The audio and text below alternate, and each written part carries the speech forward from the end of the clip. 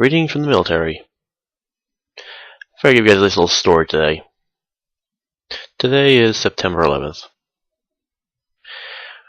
Been about 12 years since the tragic attack, and I figured I'd tell you how the day started for me, and pretty much my routine through the actual date. Now, that was 12 years ago. I was in middle school, so I'll start from there, from the moment it happened, because beyond that I have no recollection. So, as you all know, it was a nice, beautiful Tuesday. There was no indication of anything, so it was just standard. And when the happening, I had just fallen asleep in Miss McGuire's math class. I woke up to the what I'm seeing. I woke up to the principal announcing that there's an attack on the World Trade Center. He just said a plane crash, though. So, me and my infinite knowledge of a 12-year-old thought, okay. I was thinking of a small biplane crashing by mistake. So, didn't think anything of it. Fell right back asleep. Woke up next to the sound of clamoring. Well, it goes, my class was running outside, along with her twin sister. Her parents both worked there. I did not know what to think, and then I found out it was much worse than what I originally thought. So, I couldn't have found out the next day that their parents were off that day. Lucky. Very lucky. But I know many weren't that lucky. So, my day continued as normal. I didn't think anything of it. I kept on hearing things about it. I'm just thinking of a small plane at that point. And then finally someone tells me it was a jet plane. At that point I'm thinking, oh my god, what happened there? Then I heard that the towers crumbled. And me, 12 years old, stupid as all can be, thinking they all escaped. That there was no real fatalities. So, everything else after that's the fog, but from what I heard from my mom, I came home and was standing in front of the TV for about 4 or 5 hours watching the news. After school, that's all I did. I stood right there in front of the TV watching an entire scene fall out in front of me.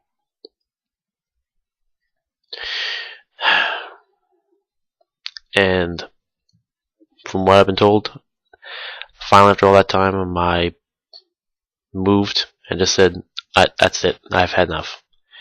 And went upstairs, took a nap, woke up about an hour later, put some cartoons on and started watching and got bored of it. Went back to the news and did the exact same thing over until it was time for me to sleep. I just was standing there just complete awestruck at some coward would do something like that.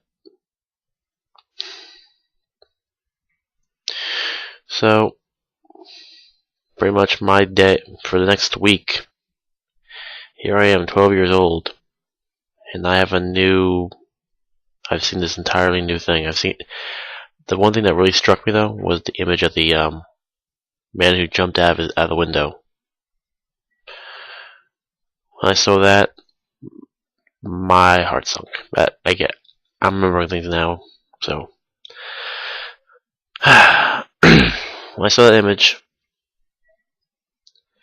I immediately went upstairs to my computer. This is the next day, because at my school was half days at that point. Actually, I think it was closed the next day.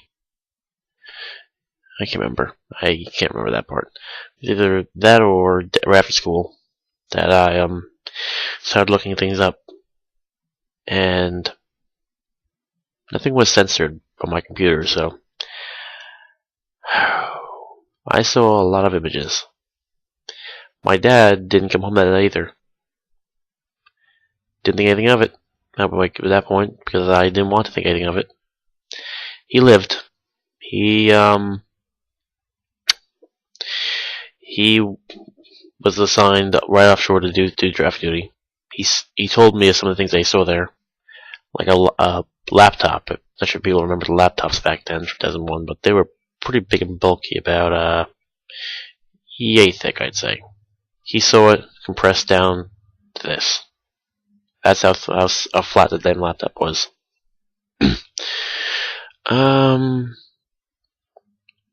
So yeah, he was telling me stories about everything. He took it hard. So come to find, like, there actually were some casualties in my town as well. I found out about it. This one person, because I joined my firehouse at that point. Captain Brian Hickey of Rescue 4. It's an interesting story with him. Like, from what he was a pinnacle of the Bethpage Firehouse, from what I've been told. The guy who gave the sheriff's office back. He responded to the World Trade Centers, along with the rest of his team, and never came out. They found him, I think it was with engine 223. I might be mistaken on that. I'll put a correction on that if need be. On the second lobby of one of the towers. His story is interesting because he was supposed to be off that day. Yep, he was supposed to be off. He covered for someone.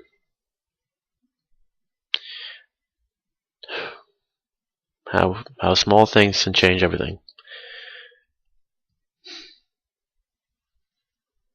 From what I've seen in documentaries, the guy who he covered for had a bit of survivor's guilt. To be expected. But not just the cards. Nothing you can really do about it. As the Blue Angels just fly overhead.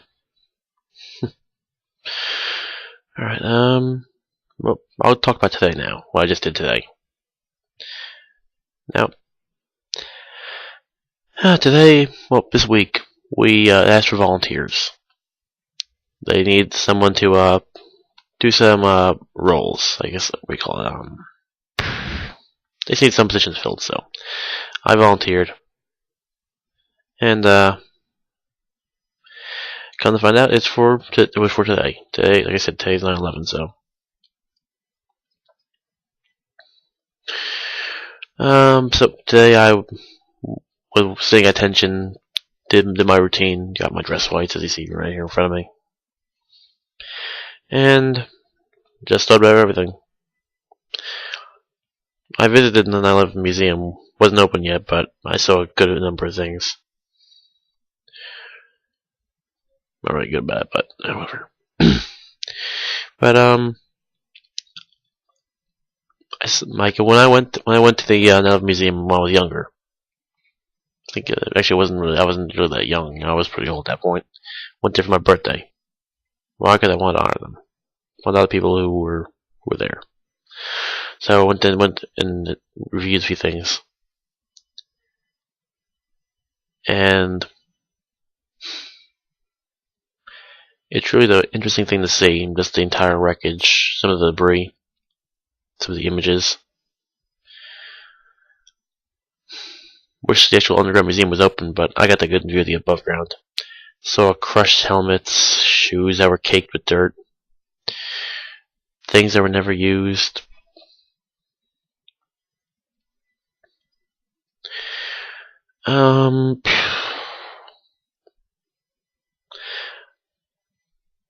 Let's see. What else Oh, and from what I heard, I think the museum's open actually now. You can see an image of the FDNY truck Ladder 3. Now, well, I saw an image of it actually at 9/11. My dad had an image of it, and when he was there. Woohoo.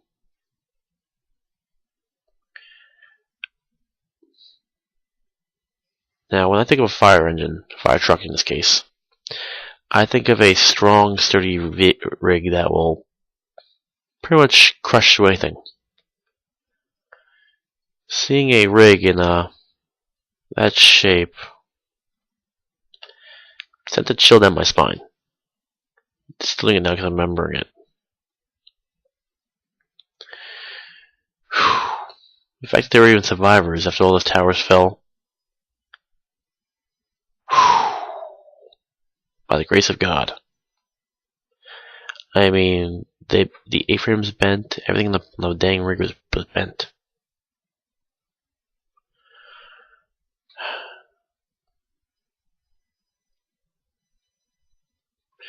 They also have another engine down there. I can't remember the engine's number. But, same thing. So, I'm just gonna say this. The reason I'm making this video, one is just to show my reaction to this and this post, what I went through. It wasn't like anything else. Like my role is pretty piss short of the trauma some people got, but I posted. But I saw an image today. I was going through Facebook. I had subbed some funny image sites. So a Facebook site. I can't remember the name of it anymore, but they had a September 11th thing that it was fan made. I'm pretty sure Subway wouldn't have the gall to do that, but it was they had two sub heroes lined up like the Twin Towers, and a guy charging towards it with his arms out like a plane. That's some pretty fucked up shit right there.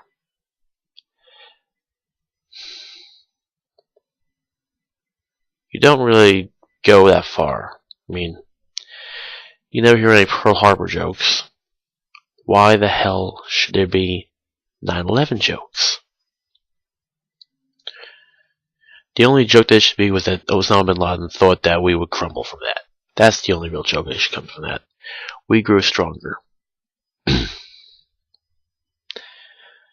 The joke there is that he thought he would succeed. He came far from it.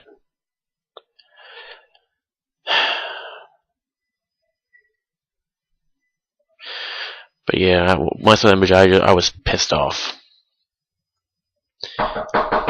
No, that's it for right now.